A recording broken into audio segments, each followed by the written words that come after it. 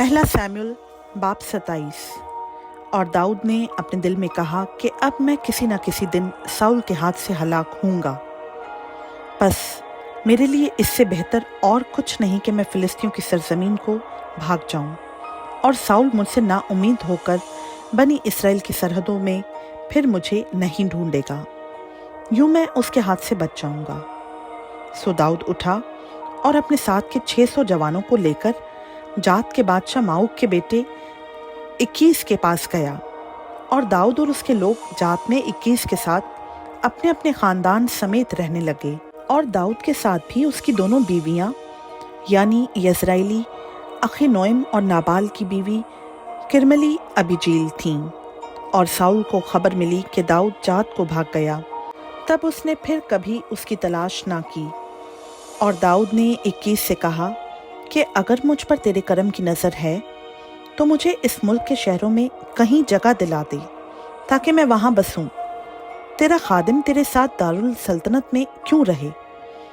सो 21 ने उस दिन सिकलाज उसे दिया, इसलिए सिकलाज आज के दिन तक यहूदा के बादशाहों का है।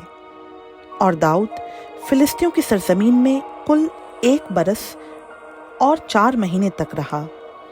और दाऊद और उसके लोगों ने जाकर जसूरियों और जजरियों और अमालेकियों पर हमला किया, क्योंकि वो शोर की रात से मिस्र की हद तक उस सरजमीन के कदीम बाशिंदे थे। और दाऊद ने उस सरजमीन को तबाह कर डाला और औरत मर्द किसी को जीता ना छोड़ा। और उनकी भेड़ बकरियां और बैल और गधे और ऊंट और कपड़े लेकर लौटा और 21 के पास गया। 21 ने पूछा, आज तुमने किधर लूट मार की? दाऊद ने कहा, यहूदा के जनूब और यरहमीलियों के जनूब और कैनियों के जनूब में। और दाऊद उनमें से एक मर्द या औरत को भी जीता बचाकर जात में नहीं लाता था और कहता था कि कहीं वो हमारी कलाई ना खोल दें और कह दें कि दाऊद ने ऐसा ऐसा किया। और जब से वो फिलिस्तियों की मुमलकत में बसा है तब से उसका यही तरीका रहा है।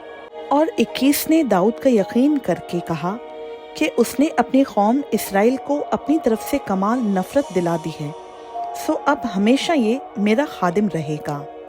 खुदा उनका पाक कलाम का पढ़ा, सुना, समझा और कबूल किया जाना हम सबों के लिए बाइस बरकत हो। आमीन।